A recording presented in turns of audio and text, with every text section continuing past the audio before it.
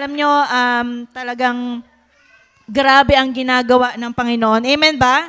Amen. So, sino dito yung simula first week pa lang, marami nang natututunan? Taas ang kamay. Amen. Ayan. So, ngayong hapon na to, ayan, tayo ay magpapatuloy sa ating tema. Ayan, ang unmute. Okay, ano ba pag sinabing unmute? Unmute. Kumbaga parang ano mo, tang nito, parang i-open mo yung yung volume, parang ganon, 'di ba? Kumbaga i-unmute mo. Okay, so ngayong hapon na to, ayan, so bago tayo magpatuloy sa ating pag-aaralan ngayong hapon na to, tayo muna ay manalangin. Sige, let's pray, bow our head and let's pray. Lord, salamat Panginoon, minsan pa sa hapon na to, Panginoon. Salamat, O God, sa iyong kabutihan, sa iyong biyaya, O Diyos. Lord, ayaw mo po, O Ama, na ikaw ang patuloy na magsalita sa aming kalagitnaan. Panginoon, Lord, itago mo ko sa iyong likuran, Panginoon, and use me as your mouthpiece, Panginoon. And Lord, ngayon pa lang, O God, we claim the victory, Panginoon, upon victory, Panginoon. Lord, ayaw mo po, O Diyos, sa patuloy na matuto ang bawat isa sa hapon na to. Salamat po, Ama. We give you glory in Jesus' name. Amen. Ayan. So last week, we talk about sa kung ano ba yung mas nagmamatter. Amen. Kung kaninong boses ang mas nagmamatter. Amen ba? So ito ba ay boses ng Panginoon or boses ng tao? Amen. So we talk about ang kwento ni King Saul kung papaano siya or kung kanino siya mas nakinig na boses. Tama ba? Amen. Sino yung nakakaalala pa ng topic natin last week? Amen. Ayan. So, kung papaano nakinig si King Saul, okay, sa mga tao na nakapaligid sa kanya at kung papaano din siya nakinig sa Panginoon. So, ngayon, ay magpapatuloy tayo sa ating topic or sa ating tema which is ang unmute. Okay? Sabi doon, activating God's voice. So, meron na ba dito or have you ever encountered na parang nasa isang lugar kayo, sabihin na natin na classroom or sa mga nagtatrabaho sa office, na alam niyo yung parang sabay-sabay or tuloy-tuloy yung salita. Yung parang naguguluhan ka na kung sino papakinggan mo. Have you experienced that kind of situation? Na parang masasabi mo na lang, teka lang, bakit nagkakagulo? Parang ang gulo-gulo naman. Diba? Parang nakakainis, diba? Pag ang dami mong naririnig, tapos kailangan mag-focus ka or may kailangan kang gawin. Kaya nga, sa library, sino yung nakapasok sa library dito, mga estudyante? O wala na nakakapasok sa library, hindi na yata alam kung ano yung library. Okay, sa 90s kasi 80s, 90s, uso yun eh. Hindi uso yung mga research, hindi uso yung Google, hindi uso yung yung YouTube, hindi uso yung mga computer masyado. So, halos lahat ng estudyante, kapag meron kang gustong malaman, kailangan mo magpunta sa library. At sa library, yun ang masarap na pwesto para matulog. Amen? Or mag-aral kasi doon bawal ang maingay. So makakapag-focus ka. So kumbaga masarap mag-aral. Ngayon kasi mga estudyante, na lang type na lang, and then enter, and then lalabas na ang sagot. So minsan nga, kahit sa messenger, kausapin nyo lang si AI. Tama ba? AI ba yun? Click nyo lang si AI, makipag-usap kayo sa kanya, sabihin niya na sa inyo lahat ng sagot eh. So noon, punta ka lang sa library, or sino naman dito yung naka-encounter ng, meron kang kausap, and then salita ka ng salita, may sinasabi ka instructions, may sinasabi ka mga bagay, tapos at the end, hindi niya pala naintindihan. O yung oo lang ng oo, tapos pagdating ng resulta, parang, anong ginawa mo? Hindi ko alam. Di ba parang nakakainis? Parang, ano ba yan? Nakakaasar naman. Parang gano'n, hindi mo alam kung talaga bang nakinig siya sa'yo or wala lang, di ba? So ngayon, hapon na to, okay? So ang pag-aaralan natin, ang ating title is pinagmatang Listen Carefully. Ayan. Sabi mo nga sa katabi mo, listen carefully. Okay, so ito yung title natin ngayon, and I hope na ang bawat isa ay talagang makikinig. Sabi dito, listen carefully, God speak. Okay? So, makinig mabuti. Iba kasi yung pag sinabing listen lang eh. Di ba minsan sa mga teacher, makinig kayo. Pero kapag meron siyang isang bagay na gusto niyang kailangan talagang mailagay sa ating isipan, anong sasabihin ng mga teacher? Makinig kayong mabuti. Tama ba? Makinig mabuti, guys. Students, makinig mabuti, meron ako sasabihin. Di ba ganun yung mga teacher? So ngayon, ay kailangan nating makinig ng mabuti. Amen? So, last week we talked about kung ano ba yung naging response ni King Saul, okay? Kung kaninong boses ang kanyang pinakinggan. So ngayon naman, ay ang topic natin is about pakikinig ng mabuti. Amen? So ang ating tema for today is what hinders us to hear the voice of God. Yan. So, di ba, sabi natin, maraming mga boses tayong naririnig. Maraming mga tinig tayong naririnig na minsan hindi na natin alam kung sino ba isusundin natin. Amen ba? Na minsan hindi natin alam kung tama pa ba yung ating susundin. Amen? Amen? Amen. Ayan. Okay. So, tingin natin kung ang Diyos kaya ang nasa kalagayan natin. Like for example, ang Diyos ay may sinabi sa'yo. Tapos hindi mo masyadong napakinggan or pinakinggan, sabihin na natin. Ano kaya ang mararamdaman ng Panginoon? Amen? So parang tayo bilang isang tao, kapag meron tayong isang tao na sinabihan ng mga bagay, and then parang feeling natin hindi siya nakikinig ng mabuti, di ba nakakairita? Parang nakakainis naman to.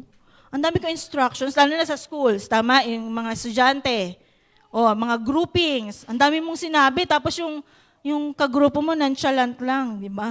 Sa office, ang dami mo na sinabi, ito kailangan, ito yung kailangan natin gawin, tapusin. Tapos, at the end, na kailangan na yung bagay na yun, so wala nang ma-present kasi parang nonchalant lang naman yung kausap mo.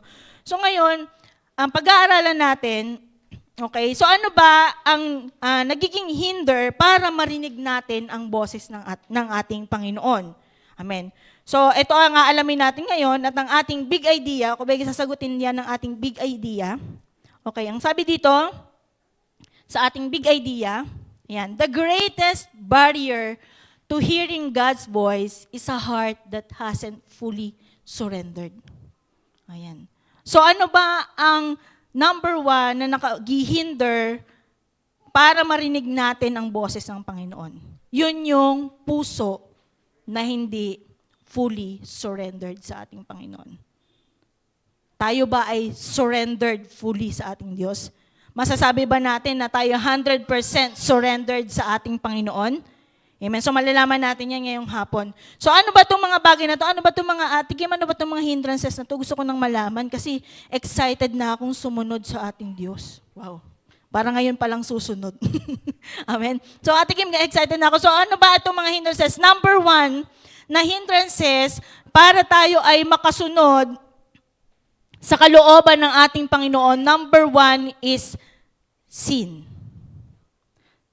Amen? Sin. By the way, ang ating text po, ayan, is John 10:27. So sabi sa John 10:27, ayan, pa-flash mo na. John 10, sabi dito, my sheep hear my voice and I know them and they follow me. So sabi ng Panginoon, ang kanya daw mga tupa ay naririnig ang kanyang boses. Tanong yung mga katabi mo, naririnig mo pa ba ang boses ng Panginoon? O naririnig mo yung tunog ng Shopee? Shopee, gano'n. Shopee, di ba? Ano ba ang mas naririnig mo? Sa panahon ng sahod, okay, sa mga nagtatrabaho, sa panahon ng sahod, ano ba ang naririnig mo? Ang boses ng Panginoon o ang boses ni Judith? Yan. Amen?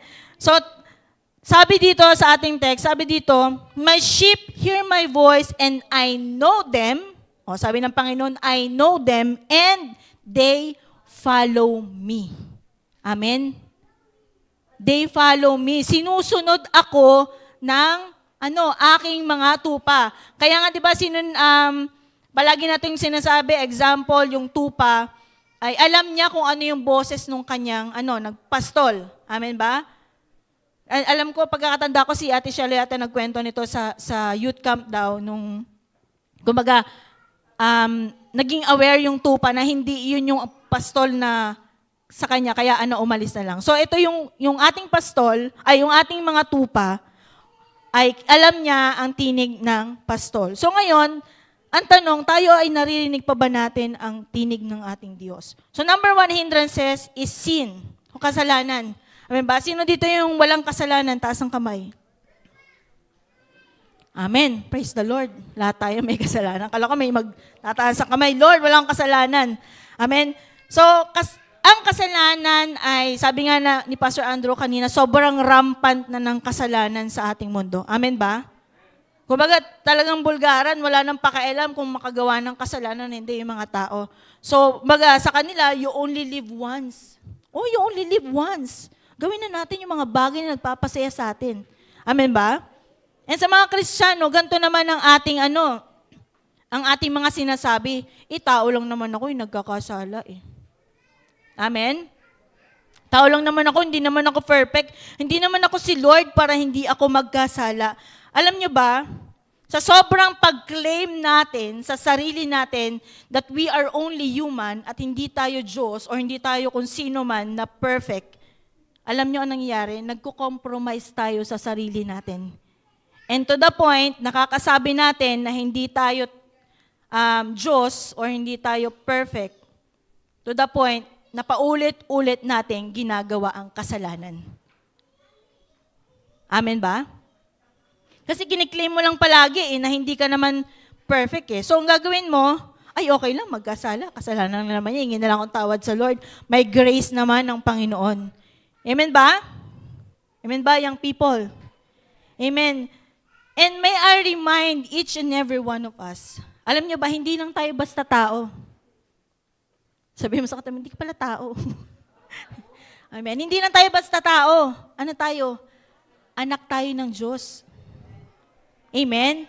And ang sabi, sa 1 John 3 verse 9, sabi dito, no one who is born of God practices sin.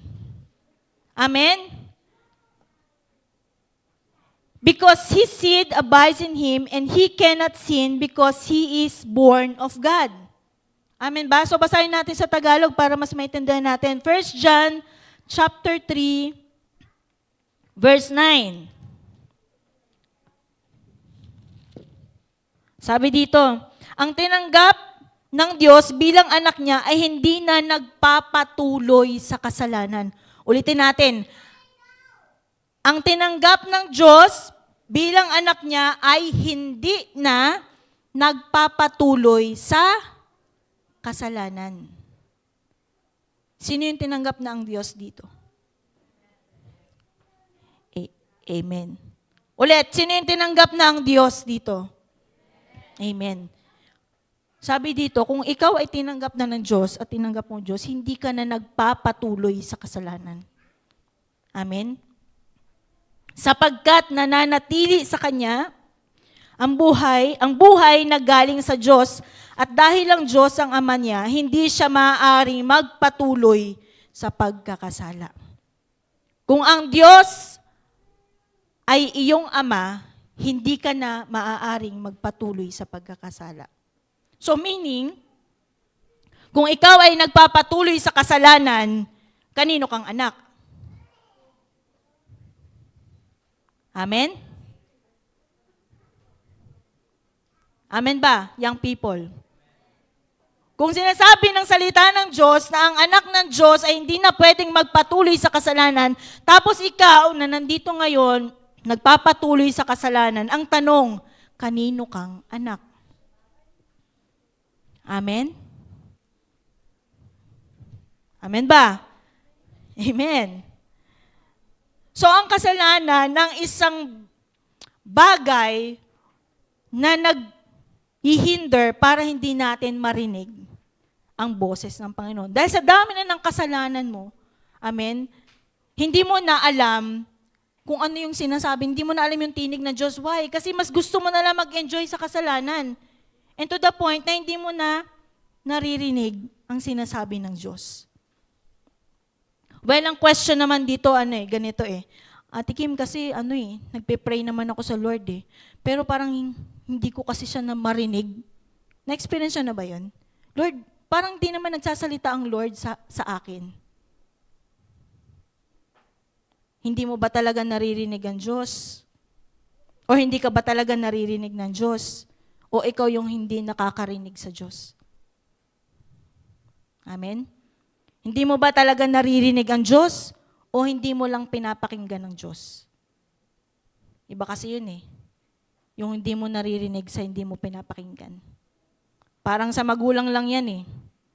Mahirap gisingin yung gising na. Tama? Mahirap utusan yung ayaw sumunod. Amen? Yung nakailang sigaw na yung nanay mo, hindi mo pa rin narinig. Ay, hindi ko kasi narinig, ma. Yan yung utos mo. Pero yung tunog ng cellphone mo, rinig na rinig mo. Yung tunog ng messenger mo, rinig na rinig mo. Amen ba? Yung senyas ng barkada mo, rinig na rinig mo. Amen ba? Tapos pagdating sa Panginoon, hindi mo marinig. Amen? Sabi ng Lord, anak, ito yung gawin mo, ito yung makakabuti sa'yo. Hindi mo pinakinggan. So ano nangyari? Nagkasala tayo. Amen ba? Amen. Amen. Wala naman ka-amen ah. Amen. No one, sabi doon, no one who is born of God practices sin. And God cannot abide to sin. So hindi nag-a-abide ang Diyos sa kasalanan. Never nag-abide ang Diyos sa kasalanan. Never siyang nag-agree sa kasalanan. Ayaw nga ng Diyos na tayo magkasala eh. Kaya nga lahat ng bagay ginagawa ng Panginoon para maalis tayo sa kasalanan. Tapos lahat naman ng bagay ginagawa natin para bumalik tayo sa kasalanan. Amen? So how do you expect na maririnig mo pa ang Diyos kung ikaw ayaw mo naman pakinggan ng Diyos? Amen? Hindi mo talaga maririnig ang Diyos kung ayaw mo siyang pakinggan. Amen? Sa ganun din sa mga magulang natin, sa leaders natin, kahit anong sabihin sa'yo ng leaders mo, wag ka muna magganito, wag ka pumasok sa relasyon, wag mong gawin tong, wag ka magbisyo, wag kang tumaya sa loto, wag kang mag-vape, wag kang kung ano-ano. Kahit pa ilang beses, araw-araw yung i-remind sa'yo ng leaders mo, ng Panginoon, kung hindi mo yan papakinggan, hindi mo yan gagawin. Amen? At hindi ka susunod sa Diyos, sa kung ano ang pinapagawa sa iyo ng Panginoon. So kung gusto mong marinig ang tinig ng Panginoon, tigilan mo na ang kasalanang ginagawa mo ngayon. Amen ba? Lahat tayo dito, tinanong ko kanina, sino ba yung di nagkakasala? Walang tumaas ng kamay. So ibig sabihin, lahat tayo ay qualified na tigilan na yung kasalanang ginagawa natin. Hayag man or hindi. Secret man yung kasalanan mo or hindi. Alam man ng leader mo yung kasalanan mo o hindi. Pero isa lang sasabihin ko sa'yo, alam ng Diyos yung ginagawa mong kasalanan. So, manahimik ka na sa kasalanang ginagawa mo kung gusto mo pang marinig ang boses ng Panginoon. Amen? Because God doesn't abide in sin. Hindi nag-a-abide ang Panginoon sa kasalanan. Amen ba? And sabi dito sa Proverbs 28:13, sabi dito, he who conceals his transgression will not prosper, but he who confesses and forsakes them will find compassion. Amen? So anong kailangan natin gawin? Mag-confess sa ating mga kasalanan. All we need to do is to confess. Okay, sabihin natin sa Panginoon, Lord, nagkasala ako. Pero wag naman bukas yun na naman ulit yung kasalanan ihingi mo ng tawad sa Panginoon. Tapos on the next month, yun at yun pa rin yung kasalanan ihingi mo sa Panginoon. Amen? Sobra naman na yung grace ng Lord. Amen ba? Amen? Praise God. Amen. So number 1 pa lang tayo, guys. Wala pang number. May 2 pa. Relax lang kayo. Imik kayo. Imik. Ha? Say amen. Amen. Ayan. Meron pa pala akong kausap. Buhay pa pala sila. Ayan. So naiintindihan ba natin? Amen. So sabihin mo nga ulit sa katabi mo, tigilan mo na yung kasalanan mo. Alam ng Diyos yan. Sabi mo ulit. Isa pa, sabi mo, alam ng Diyos yan. Amen? Alam nyo, mga young people, hindi ko man machismis lahat ng ginagawa niyong kalokohan, alam ng Diyos yan. Diba? Hindi ko man yan machismis sa mga leader nyo, pero ang Diyos mismo ang magchichismis niyan sa leader nyo. At ibubunyag ng Diyos yan sa mga leader nyo. Kaya hanggat maaga pa, umami na. Hanggat maaga pa, magtago ka. Pero hindi ka makapagtago kagaya ni Jonah, di ba? Hindi naman siya nakapagtago sa Panginoon eh.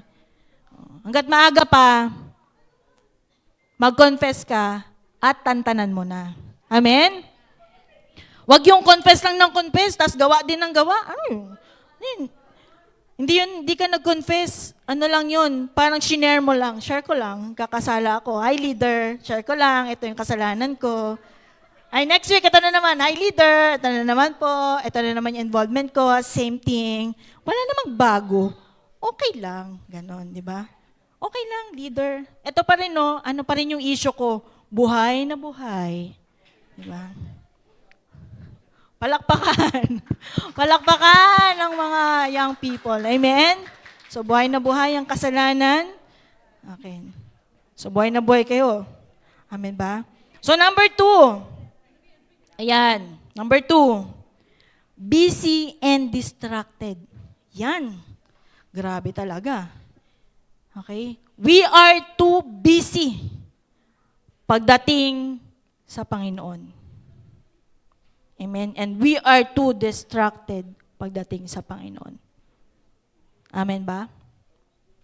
Sobrang busy natin. Ay, ano ka nito? Ay, sorry po, leader. Busy po ako. Ay, Lord, sorry, hindi ako nakapag-pray. Busy kasi ako. Lord, ang dami kasi naming subjects. Lord, ang dami kasi naming ginagawa. Pero kita mo yung cellphone, kulang na lang dumikit sa muka. Amen? Alam nga natin yung yung ginayuma, yung binuhusan ng asin eh. Nag-react. Alam na alam nyo. Alam na alam, di ba? Pero alam nyo rin ba na sobra na yung grace ng Lord sa buhay nyo? Amen?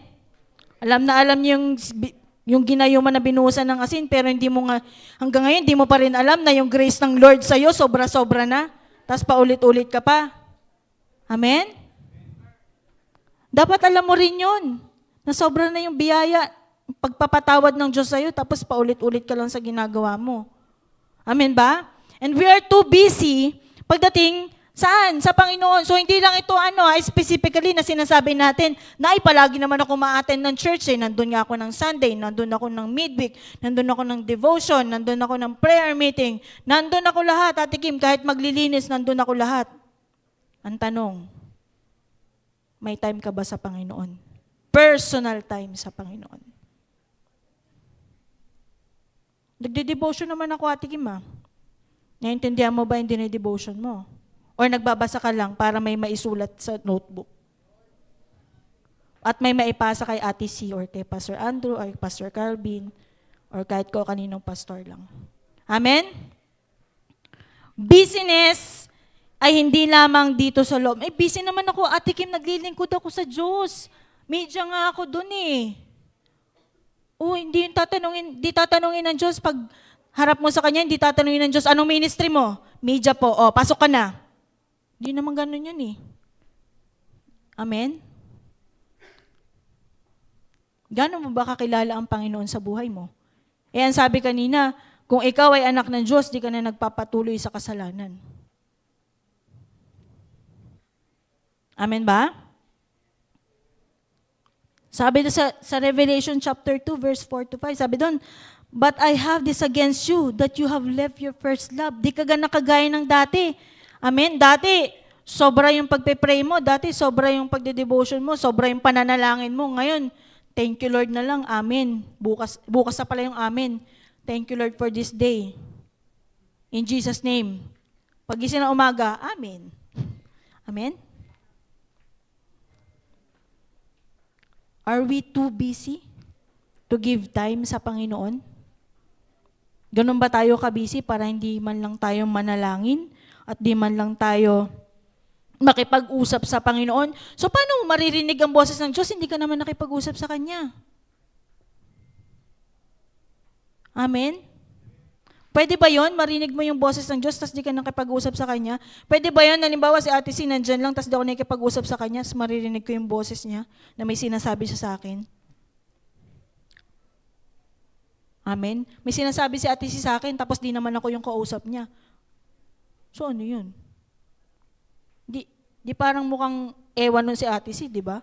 Ipapanyuro natin si Ate C kasi kinakausap niya ako. Hindi ko naman siya kausap tapos kinakausap niya ako. Paano ko malalaman yun, di ba? Paano mo malalaman sasabi sa'yo ng Panginoon, sobrang busy mo, hindi mo naman siya nakakausap. Amen? Ganon din sa mga magulang natin or sa mga leader natin, paano mo malalaman yung pinapagawa sa'yo, hindi mo naman sila kinakausap? Paano mo malalaman na meron palang iuutos sa'yo kung hindi mo naman sila kinakausap? Paano mo malalaman na meron palang silang ibibigay sa'yo, hindi mo naman kinakausap? Amen? Paano mo malalaman at ma-recognize ang boses ng Diyos kung hindi mo naman sila kinakausap, kung hindi mo naman siya kinakausap? Amen?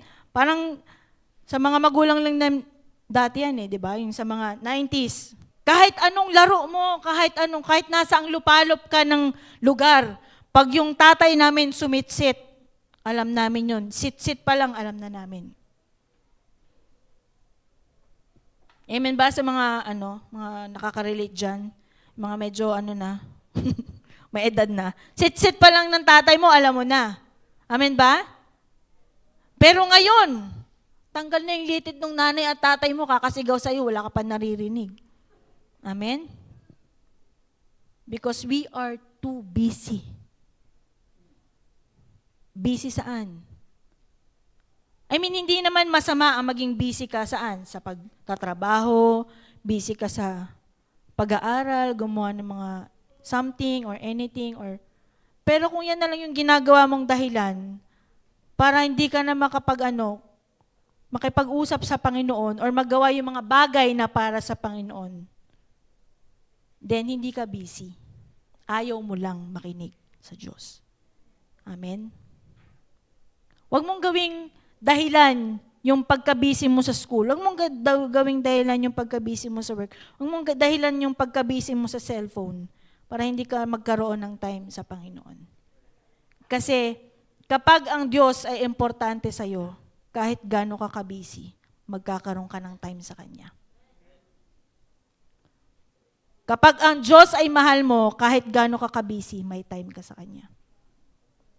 Kapag ang isang tao mahal mo, kahit 12:00 ng gabi, nakapikit na mata mo, makikipag-usap ka pa sa Kanya. Dapat sa Diyos ganun din. Pinipilit mo na makipag-usap sa Diyos kahit na ano ang nararamdaman mo. Kahit na ikaw ay busy. Amen ba? Huwag ka masyadong distracted. Saan? Sa social media. Alam niyo ba sa social media, maraming distraction dyan?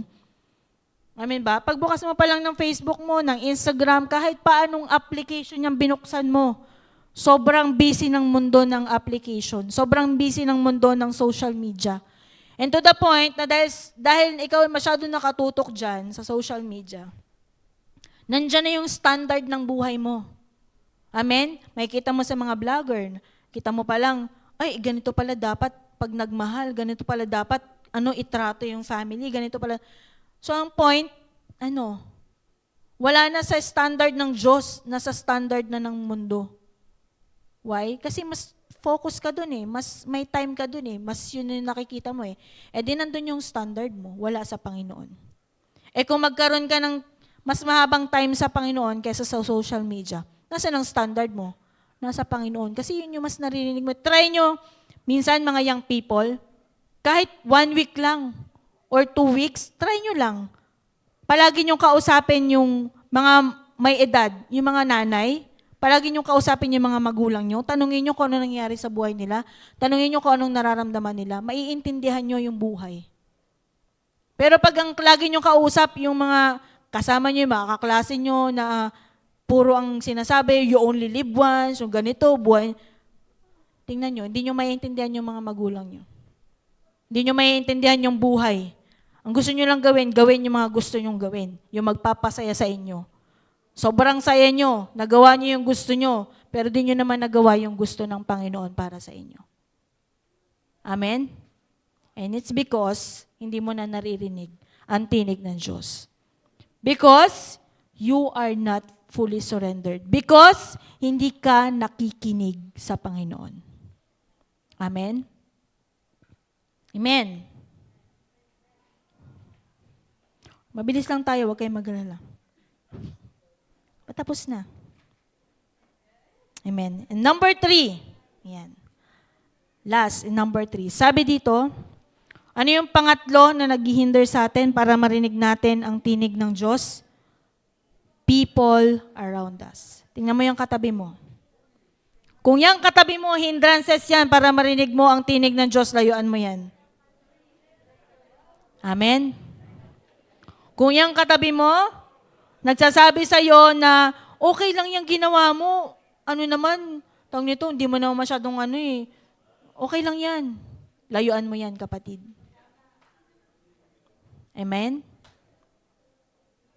Pero kung hindi naman yung katabi mo, okay lang, wag mo naman layuan. Ilibre mo. Amen? Sabi dito, yung people hindi masamang humingi ng opinion sa ibang tao. Amen? Ask for their help or something or anything na kailangan mong malaman. Pero minsan or madalas ang nangyayari, mas nagva-validate sa'yo yung opinion ng ibang tao kaysa saan? Sa opinion ng Diyos. May I remind each and every one of us, yung opinion ng katabi mo or ng mga tao na sinesharan mo or hinihingan mo ng opinion will never ever replace God's wisdom.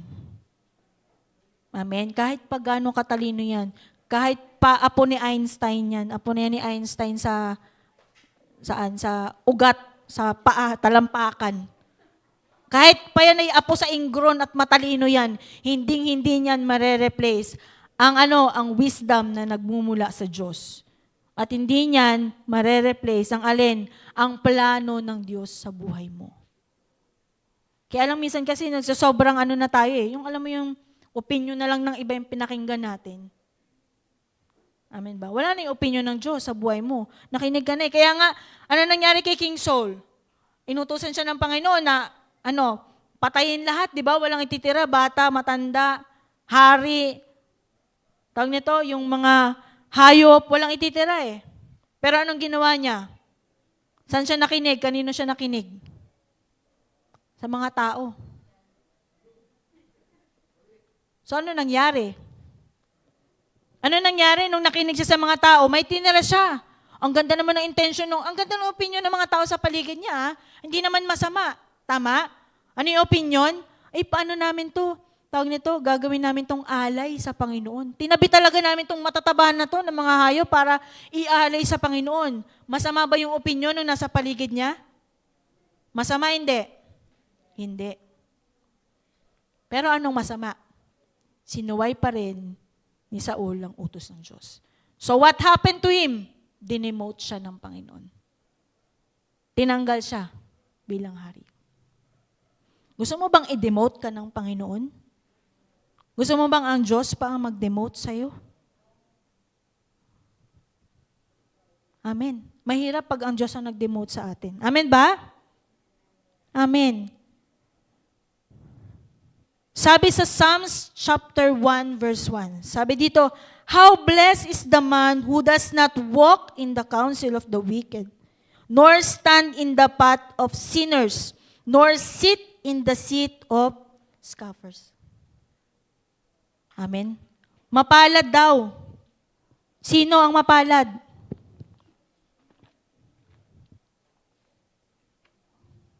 Basahin natin sa Tagalog. Sabi dito, mapalad ang taong hindi nakikinig sa payo ng masama at hindi sumusunod sa masama nilang halimbawa. Hindi siya nakikisama sa mga kumukot siya at hindi nakikisangkot sa gawaing masama. Amen. Sumapalad daw yung tao na yun. Minsan ganito ang nangyari sa atin, hindi naman ako gumawa ng masama, nandun lang naman ako, nakiupo lang naman ako, nag-share pa nga ako sa kanila eh. Alam nyo, dyan nag-uumpisa yung kasalanan. Sa pakikiupo-upo lang. Nag-share lang naman ako. Sure ka ba, sinisharean mo sila or ikaw lang sinisharean nila? Sure ka ba, nadadala mo sila sa Panginoon o ikaw na yung nadadala nila?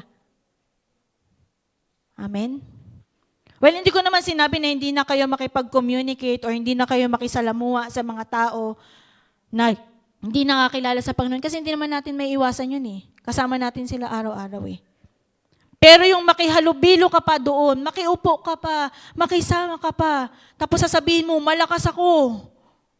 Malakas ako. Malakas ang aking pananampalataya. Malakas ang aking spiritual na buhay. Sure ka ba, sobrang lakas mo?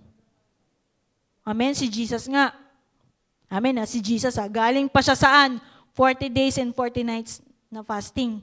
Tinem pa siya eh. Ikaw pa kaya? 1 minute lang nag-pray? Buong maghapon? Tapos sasabihin mo malakas ka? Amen? Amen ba, young people? So, wag ka masyadong mag-validate sa sinasabi ng mga tao sa paligid mo. Huwag mo masyadong ipamuhay yung you only live once. Tapos gagawin mo na lahat ng gusto mo. Remember, you only live once. Tapos after nun, it's either eternal life or eternal death ang hahantungan mo. Mamili ka na lang. You only live once, gawin mo para lahat sa Panginoon o you only live once, gawin mo lahat ng gusto mo. Tapos pagdating ng kamatayan, wala na. Minsan ka lang pala mabubuhay. Pagdating dito, patay ka habang buhay. Yan. Amen? Amen ba? Yung people? You only live once. Sa lupa. Pero sana you only live once din pagdating sa langit. Hindi yung you only live once dito, pagdating doon sa you die once. Wala na. Yun na yun. That's it. Remember, young people, that's it. Wala nang kasunod yun. Pag namatay ka, kung saan yung pupuntahan mo, wala nang sorry Lord yun. Wala nang grace doon. Kung saan ka, doon ka na. Amen? Kaya hanggat kaya mong gawin lahat ng bagay para sa Panginoon, gawin mo na. Hanggat kaya mong isurrender lahat, isurrender mo sa Panginoon. Why? Hindi ka naman maliligtas sa mga kasama mo sa schools. Hindi ka naman maliligtas sa mga yan eh. Amen? Kapag mas pinakinggan mo sila kaysa sa tinig ng Diyos, hindi naman sila yung magliligtas sa iyo. Ang Diyos pa rin na magliligtas sa iyo. Amen ba? Amen. Amen.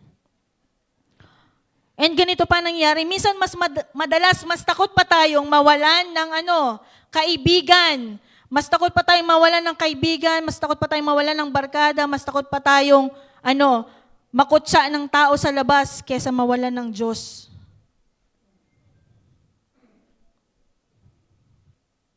Takot ka mawalan ng barkada pero hindi ka takot mawalan ng Diyos. Amen?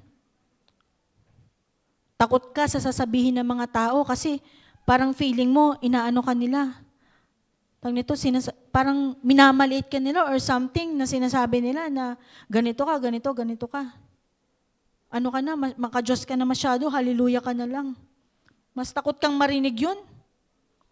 Kesa marinig yung sinasabi ng Diyos sa'yo na, anak, okay lang yan na hindi ka makisama sa kanila. Mahalaga, mahal kita. Mahalaga, nasa presensya kita at ginagawa mo yung sinasabi ko. Amen ba?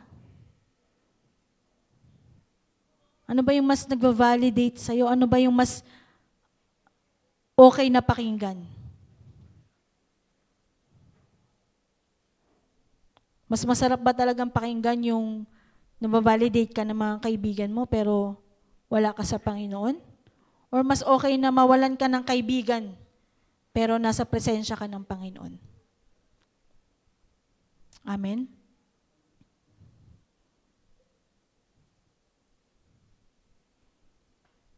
It's up to you. It's your choice. Ako kung tatanungin niyo ako, wala ako masyadong yung sobrang, yung intact na kaibigan sa labas. Yes, ano kami, halimbawa, sinabi nila, uy, kamusta na? Okay na, nag-usap kami, ganyan. So alam nila kung yung buhay ko, alam nila kung sino ako. But when it comes sa mga yayaan ng mga, like for example, nag-iinuman sila, nagpa-party sila, alam nila na hindi nila ako pwedeng yayain doon. Kayo ba, alam din ba ng mga kaibigan nyo na hindi kayo pwede sa ganun? O sasabihin sa inyo, ito naman, para namang ngayon lang gagawin. Uy, nagbago ka na? Kailan pa? Diba? Yung mga, uy, talaga? Nagsisimba ka? Kailan pa? Diba? Hindi, nagbago na kasi ako. Uy, talaga? Diba? Amen? So for our conclusion, sabi dito, paano ba natin malalaman that we are fully surrendered sa ating Panginoon? Sabi doon, when you follow, even in the things that go against your own will, as long as it aligns with God's will. Amen? So paano mo ba malalaman na ikaw ay fully surrendered? Kahit pa ang pinapagawa ng Diyos or ang gagawin mo ay labag sa kalooban mo, pero naka-align sa kalooban ng Diyos. At ito ay ginagawa mo. Amen? Sa panahon ngayon, young people, hindi na nagmamatter masyado yung kung ito ba ay gusto mo. Dapat ang mas nagmamatter sa atin kung ito ba ay gusto ng Diyos. Hindi na dapat nagmamatter sa atin bilang mga anak ng Diyos. Kung ito ba ikaililigaya natin o ikasasaya ng puso natin, dapat mas nagmamatter sa atin, sa bawat isa sa atin, kung ito ba ay nagpapasaya sa Diyos. Why? Kung meron man tayong dapat at mas una na mas ma-impress sa buhay natin, hindi yung nasa paligid natin. Hindi ang kasalanan. Amen? Hindi yung katrabaho natin o yung boss natin. Sino? Ang Diyos. Kung meron mang mas pinaka-importante na dapat mong unahin, ang Diyos. Hindi na question kung naririnig ka ba ng Diyos eh. Alam niyo ang question? Naririnig niyo pa ba ang Diyos? Or sinasabi mo lang, hindi ko na kasi marinig ang Diyos eh. Kung natatanong lang kaya natin ng Diyos, sasabihin din kaya ng Panginoon, hindi rin naman kita naririnig, anak eh. May sinasabi ka ba? Parang wala naman. Parang hindi ka naman nagsasabi sa akin. Parang hindi ka naman nananalangin. Parang wala naman ako naririnig mula sa'yo. Puro pengi lang ako nun. Pengi ako nito, Lord. Pengi ako nito, Lord. Pagpalain mo ako, Lord. Thank you, Lord, sa ano. Tapos pag hindi nasunod, wala na si Lord. Hindi ko nakilala si Lord. Amen? Nasaan si Lord?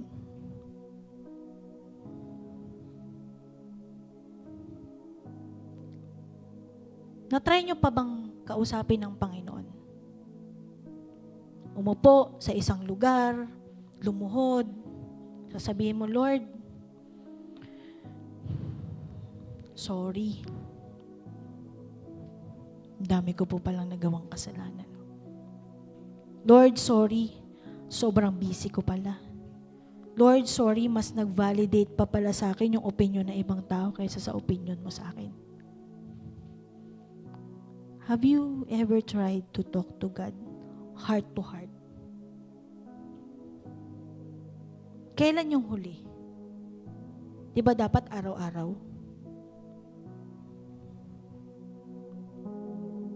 Amen? Can we all stand up? Hallelujah, Lord.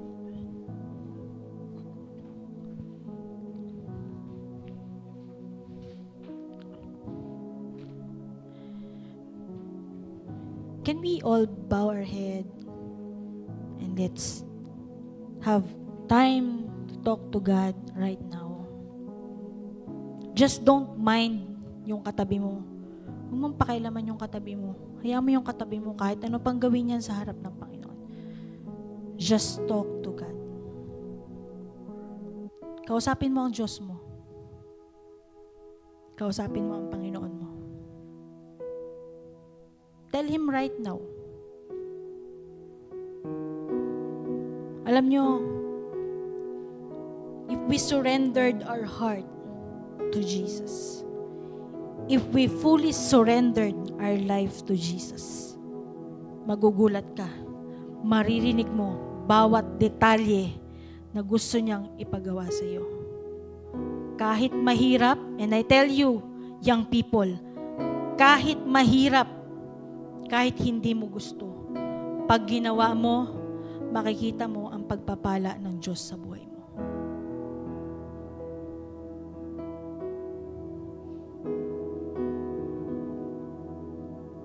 Hallelujah, God. Oh, Jesus. Lord, we surrender to you, oh God. Come on, young people, let's pray. Ikaw at ang Panginoon.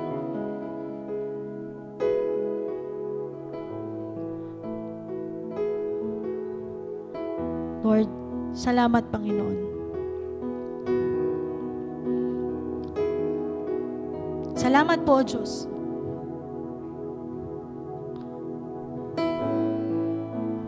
We surrender to you everything, Father God. The more I seek you, Yes, oh God, Father, hallelujah. the more I find you. Amen, Lord. The more I find you, Patuloy nating isik ang presence ng Panginoon. the more I love. Young people, God is excited to hear your voice today. The more I seek you, Hallelujah, oh God, Lord. We seek your face, oh God. We seek your presence, the oh God. more I find you. Hallelujah, oh God, Lord. We worship you, Jesus, oh God. The more I find Lord, you, more we find you. the more I love you. Hallelujah, oh God.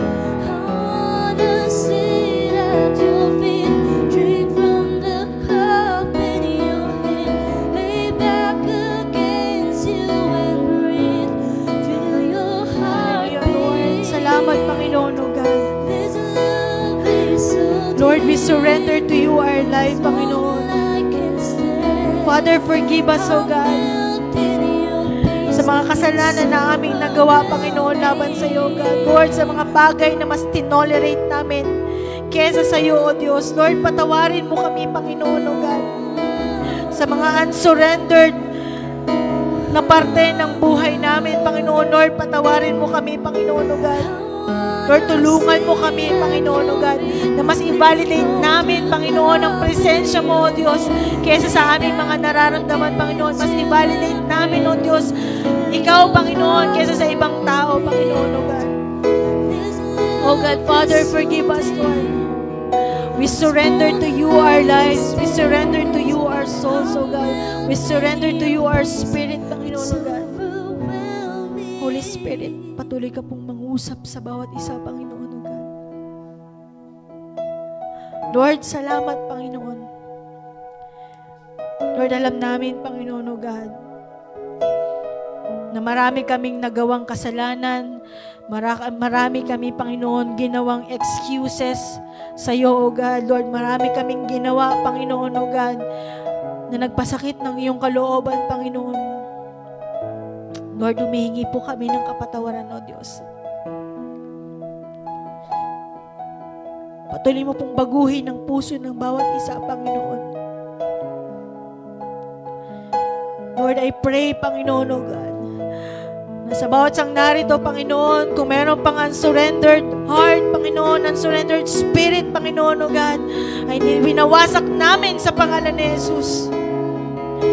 And all the distractions of the enemy, we cast out in the name of Jesus. Lahat ng mga kasalanan, O God, na nagawa namin, Panginoon, na hindi hayag ay winawasak namin sa pangalan ni Jesus, O God. Lord, hayaan mo, Panginoon, O Diyos, na ang bawat sang narito, hipuin mo ang puso, Panginoon, O God. Hayaan mo, O Diyos, na sila ay patuloy na lumapit sa iyo, Panginoon. Lord, isurrender nila ang kanilang buhay para sa iyo, Panginoon, O God. Lord, hayaan mo, Panginoon, na ang kanilang mga puso, Panginoon, ay muling bumalik sa iyong presensya, O God. Lord, ibalik mo kami, Panginoon. Hayaan mo na marinig namin minsan pa ang tinig mo na nawala, Panginoon, na hindi na namin narinig. Simula nang pinili namin ng kasalanan, simula nang pinili namin ng ibang tao, simula nang pinili namin, Panginoon, maging busy.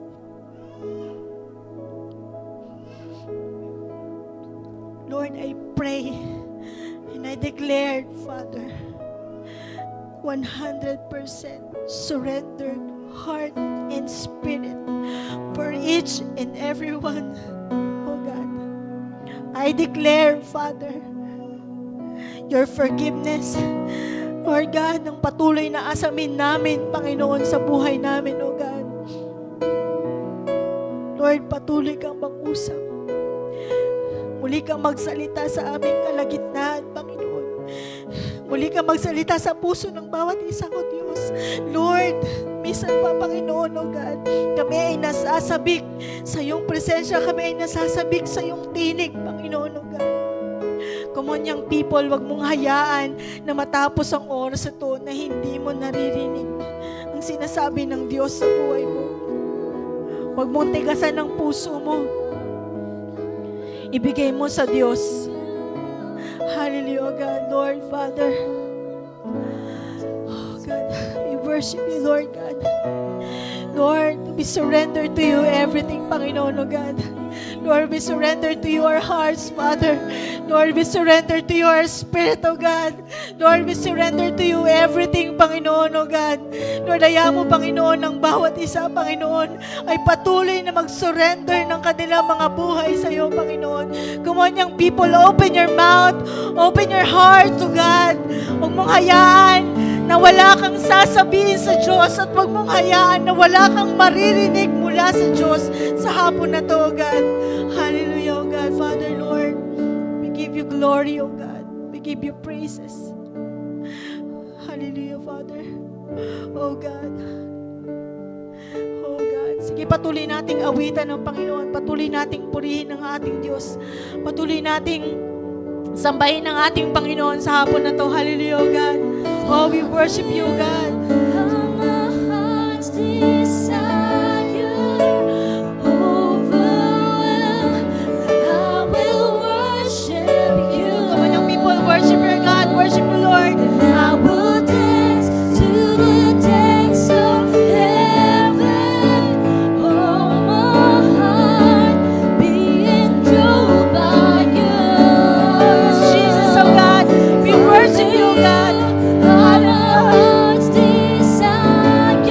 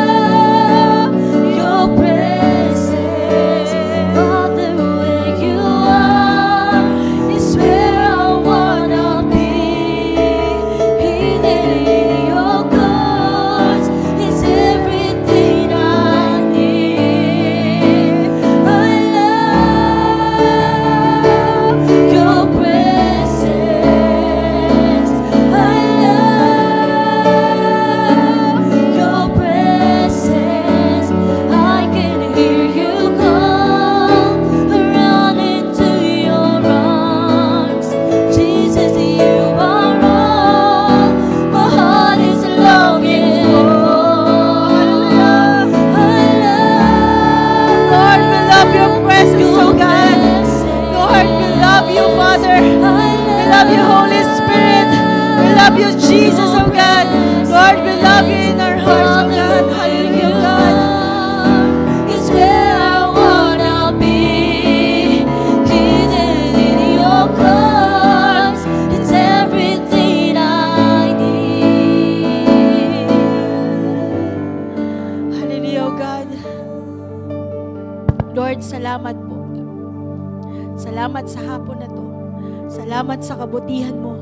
Salamat sa presensya mo. Salamat sa biyaya mo. Salamat sa grace, Panginoon. Salamat sa kapatawaran. Salamat sa lahat. Salamat sa buhay, Panginoon. Lord, salamat, Panginoon. Maraming salamat po, O Diyos.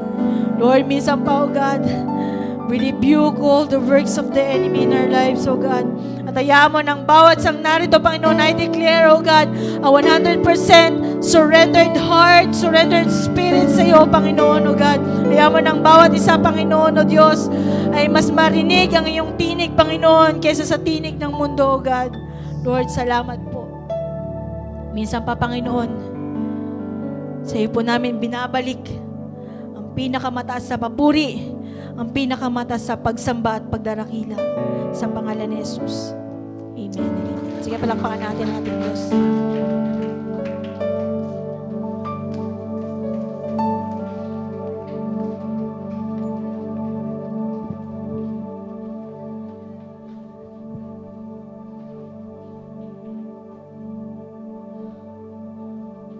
Hi guys!